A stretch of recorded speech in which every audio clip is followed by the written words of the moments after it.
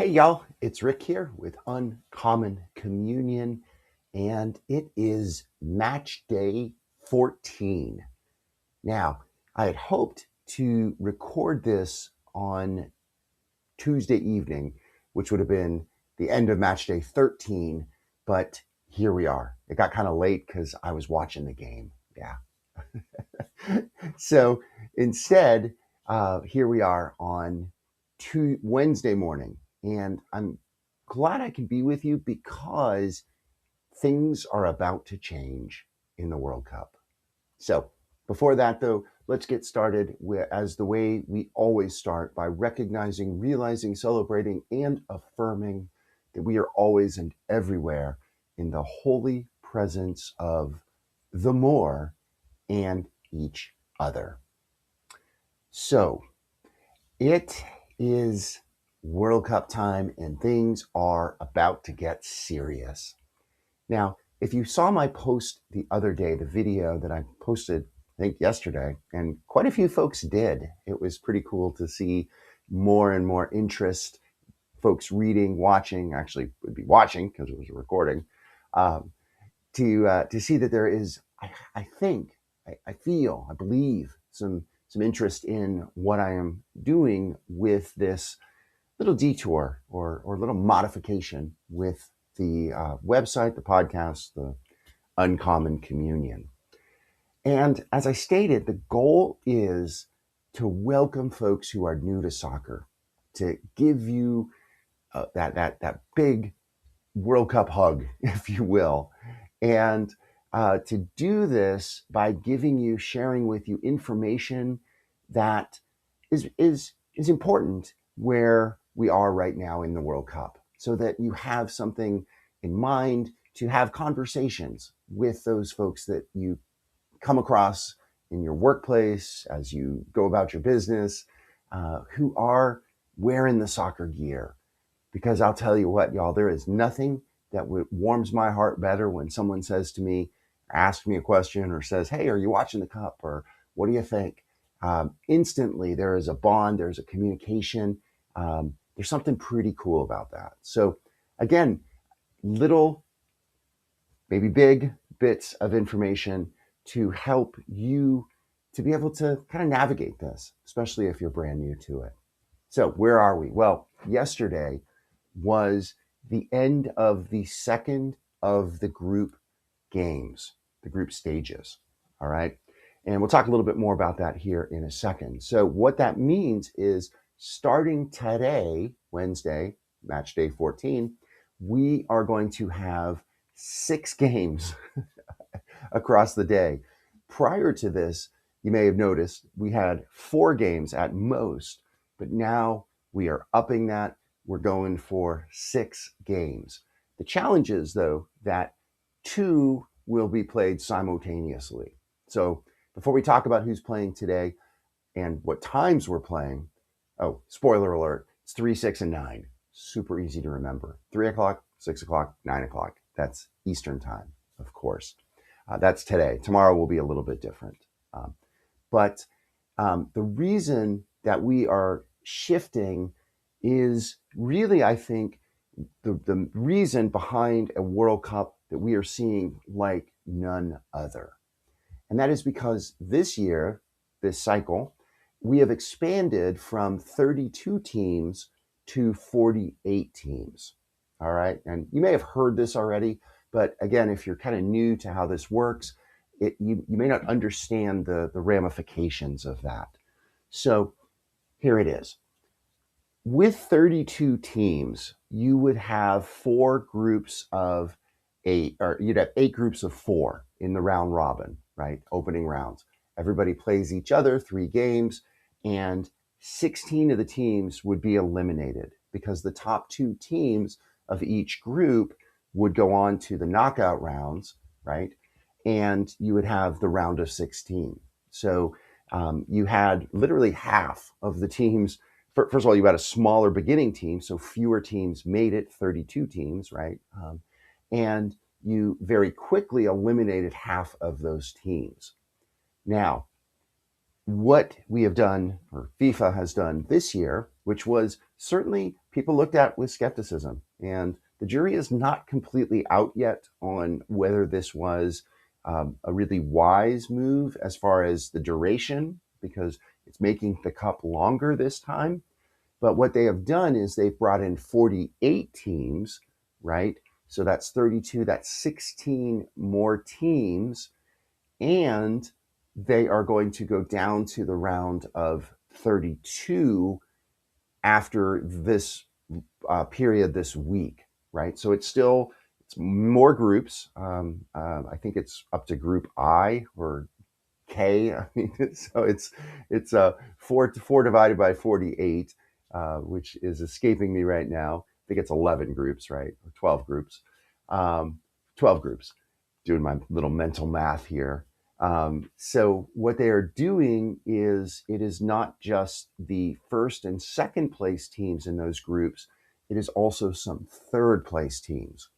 So that's important to understand because that's going to make what happens over the next few days make a little more sense for you. All right. So you do the round robin, you go down to 32, and then those are the knockout games.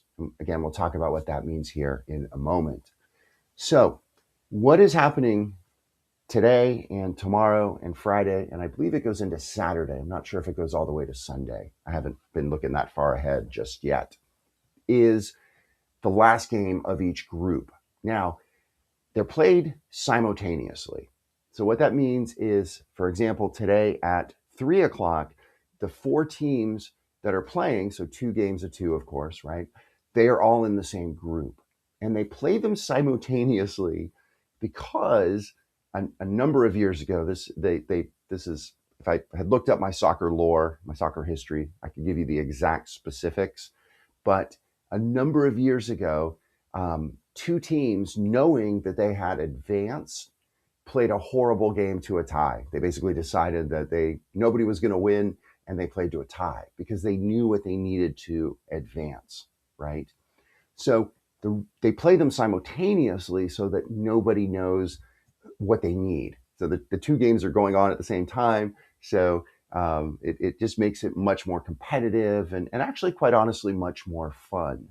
Although it does force the viewer, although I suppose if you have a split screen, you can, get around this.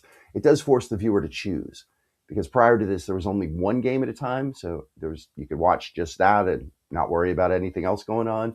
But now there will be two simultaneously.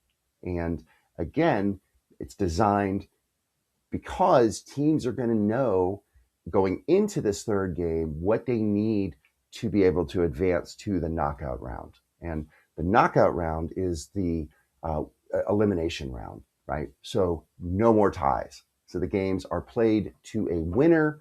Whoever loses goes home, and they get really, really exciting at that point because the style of play does change as we get into that round. And I'll talk much more about that as we get closer.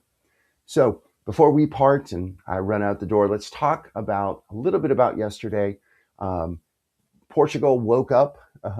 The second greatest player in the world, Ronaldo, finally scored some goals. His first game was terrible, lackluster. Everybody said he's over the hill, and he showed up with a vengeance yesterday. So that was exciting.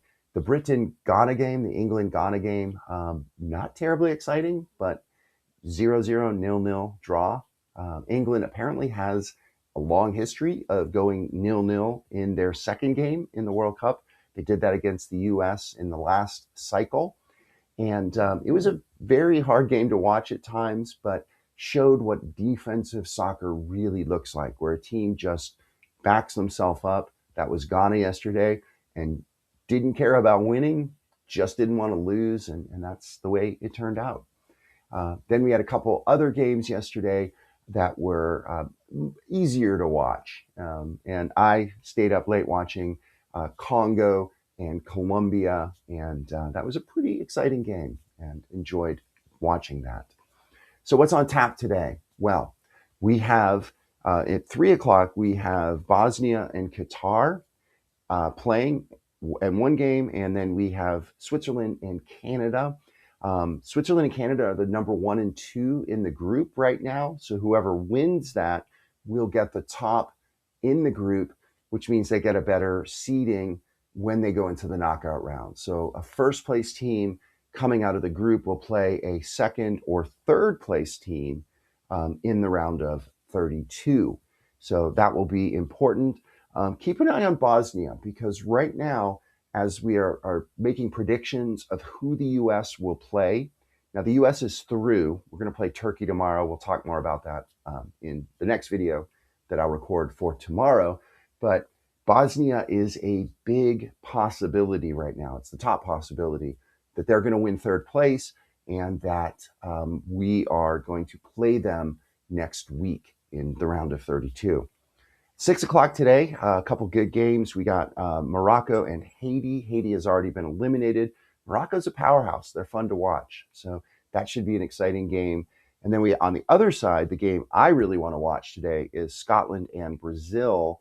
And Scotland is going to be fighting to be that third place team. And we saw what the Scots did in Boston. We saw them in Miami. And that's where they are today, playing Brazil. That's going to be a sensational game, because Brazil is I think already won the group, or no, they're wanting to play to win the group because they want to top Morocco. But that'll be a really good one to watch today. And then in the nightcap, we have Korea against South Africa. Korea is second in the group, so they want to win that to win the group. And then we have Czechia, Czech Republic, and Mexico. Mexico is already won the group, number 1. So that game for them is essentially meaningless. Although for Czechia, it'll be important. And what happens in the other game will matter for them. All right, y'all. I hope this has helped. I hope that this is something that you will value and benefit from. We'll get back to the reflections, and I'll also give you some written reflections here in Uncommon Communion. But I hope this is a good one for you today, Wednesday. And I hope you watch some soccer, world football, and welcome to the bandwagon if you are new to this wonderful game, the beautiful game, as they say. All right, y'all. Thanks for watching. Blessing and good. Be well, be bold. Hold fast, y'all.